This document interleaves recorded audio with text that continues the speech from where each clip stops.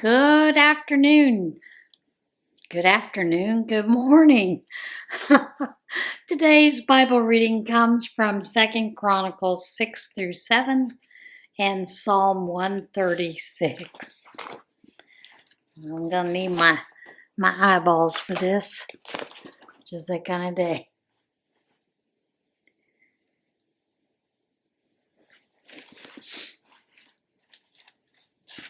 Then Solomon said, and this is Solomon's dedication and prayer, God said he would dwell in a cloud, but I've built a temple most splendid, a place for you to live in forever.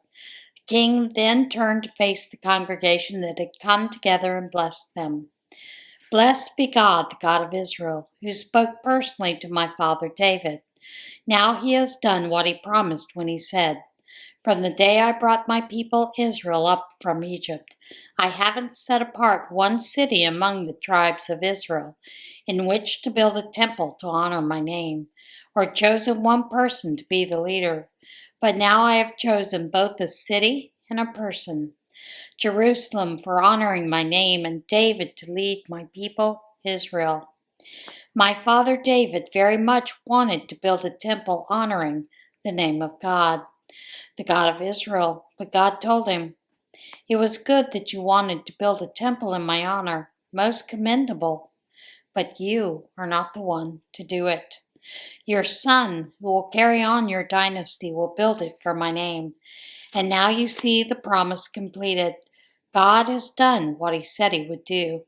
I have succeeded David, my father, and now rule Israel. And I have built a temple to honor God, the God of Israel, and have secured a place for the chest that holds the covenant of God, the covenant he made with the people of Israel.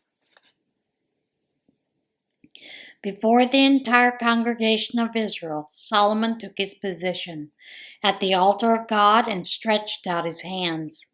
Solomon had made a bronze dais 7.5 feet square and 4.5 feet high, and placed it inside the court. That's where he now stood. Then he knelt in full view of the whole congregation, stretched his hands to heaven, and prayed. God, O God of Israel, there is no God like you in the skies above or on the earth below, who unswervingly keeps covenant with his servants and unfailingly loves them, while they sincerely live in obedience to your way. You kept your word to David my father, your promise. You did exactly what you promised, every detail. The proof is before us today.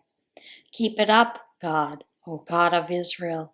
Continue to keep the promises you made to David my father, when you said, you'll always have a descendant to represent my rule on Israel's throne, on the one condition that your sons are as careful to live obediently in my presence as you have.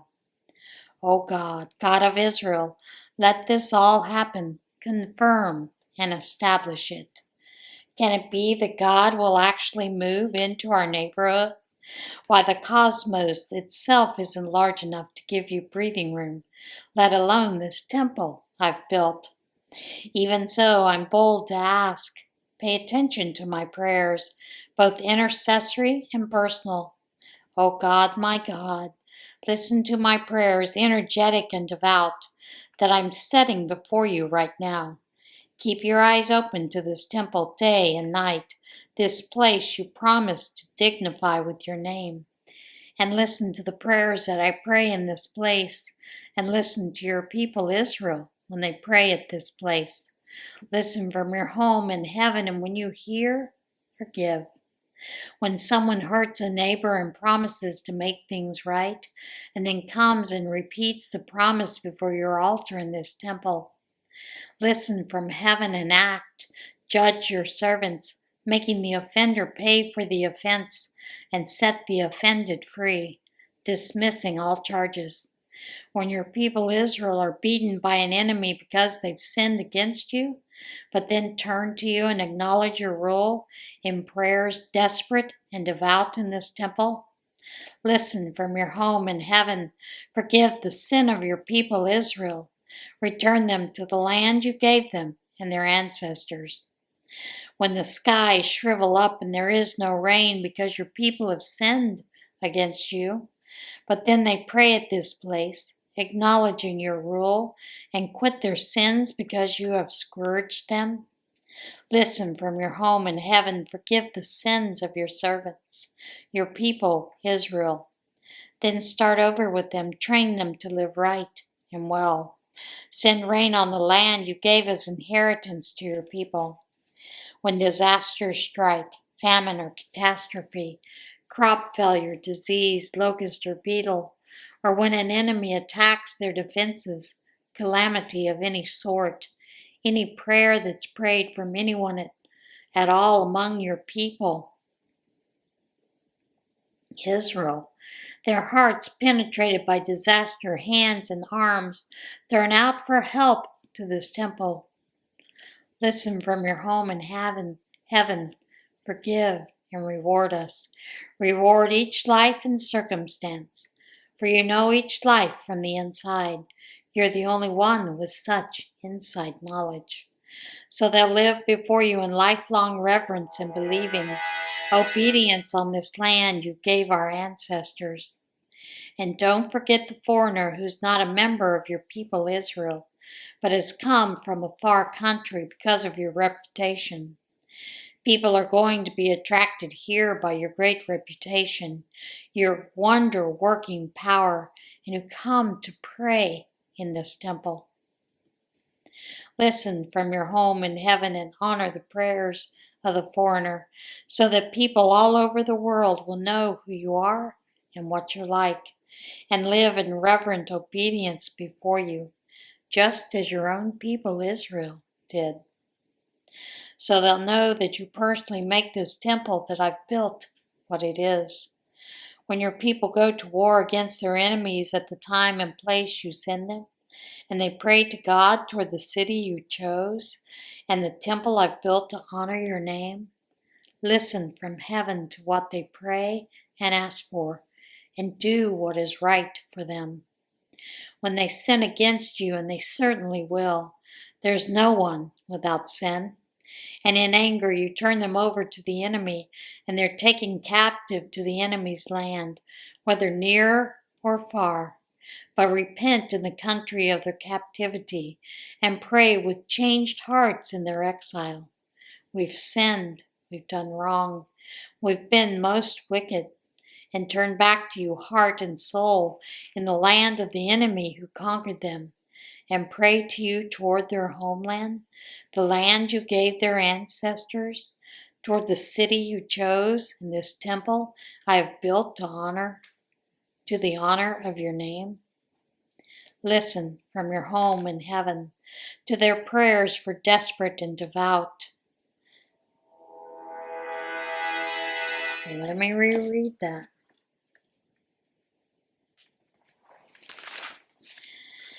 Listen from your home in heaven to their prayers, desperate and devout. Do what is best for them. Forgive your people who have sinned against you. And now, dear God, be alert, attentive to prayer, all prayer offered in this place. Up, God, enjoy your new place of quiet repose. You and your mighty covenant chest. Dress your priests up in salvation clothes. Let your holy people celebrate goodness. And don't, God, back out on your anointed ones. Keep in mind the love promised to David, your servant. When Solomon finished praying, a bolt of lightning out of heaven struck the whole burnt offering and the sacrifices, and the glory of God filled the temple. The glory was so dense that the priests couldn't get in. God so filled the temple that there was no room for the priest. When all Israel saw the fire fall from heaven and the glory of God fill the temple, they fell on their knees, bowed their heads, and worshiped, thanking God. Yes, God is good. His love never quits. Then the king and all Israel worshipped, offering sacrifices to God. King Solomon worshipped by sacrificing 22,000 cattle and 120,000 sheep at the dedication of the temple. The priests were all on duty, the choir and the orchestra of Levites that David had provided for singing and playing anthems to the praise and love of God were all there. Across the courtyard, the priest blew trumpets. All Israelites were on their feet. Solomon set apart the central area of the courtyard in front of God's temple for sacred use, and there sacrificed the whole burnt offerings, grain offerings, and fat from the peace offerings. The bronze altar was too small to handle all these offerings. This is how Solomon kept the great autumn feast of booths. For 7 days there were people there all the way from the far northeast, the entrance to Hamath, to the far southwest, the brook of Egypt, a huge congregation. They started out celebrating for 7 days and then did it for another 7 days, a week for dedicating the altar and another for the feast itself. 2 solid weeks of celebration. On the 23rd day of the 7th month, Solomon dismissed his congregation. They left rejoicing, exuberant over the good that God had done for David and Solomon and his people Israel.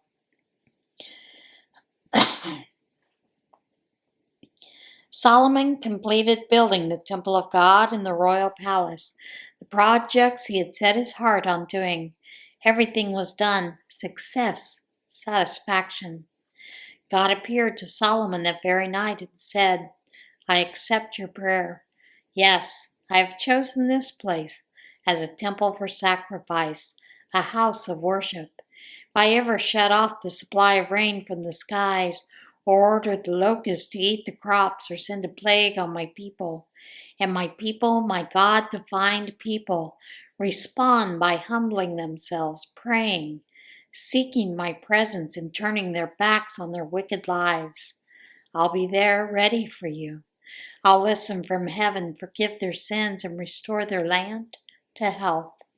From now on, I'm alert day and night to the prayers offered in this place. Believe me, I've chosen and sanctified this temple that you have built. My name is stamped on it forever. My eyes are on it, my heart in it always. As for you, if you live in my presence as your father David lived, pure in heart and action, living the life I've set out for you, attentively obedient to my guidance and judgments, then I'll back your kingly rule over Israel. Make it a sure thing on a sure foundation. The same covenant guarantee I gave David, your father, I'm giving to you, namely, you can count on always having a descendant on Israel's throne. But if you or your sons betray me, ignoring my guidance and judgments, taking up with alien gods by serving and worshiping them, then the guarantee is off. I'll wipe Israel right off the map and repudiate this temple I've just sanctified to honor my name, and Israel will be nothing but a bad joke among the peoples of the world. And this temple, splendid as it is now, will become an object of contempt. Tourists will shake their heads, saying, What happened here? What's the story behind these ruins? Then they'll be told, the people who used to live here betrayed their God, the very God who rescued their ancestors from Egypt. They took up with alien gods, worshiping and serving them. That's what's behind this God-visited devastation. Psalm 136.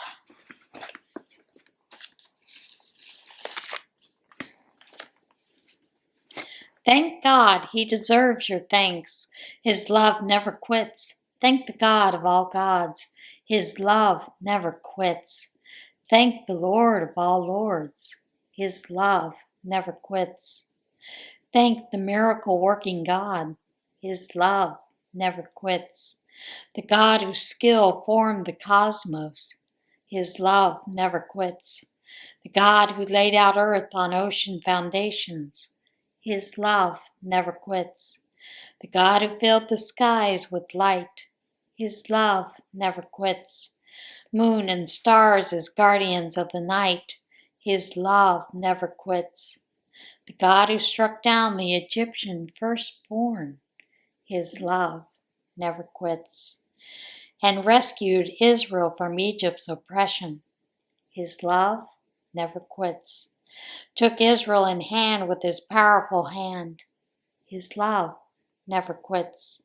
Split the Red Sea right in half. His love never quits. Led Israel right through the middle. His love never quits. Dumped Pharaoh and his army in the sea. His love never quits. The God who marched his people through the desert. His love never quits. Smashed huge kingdoms right and left. His love never quits. Struck down the famous kings. His love never quits. Struck Sihon, the Amorite king. His love never quits.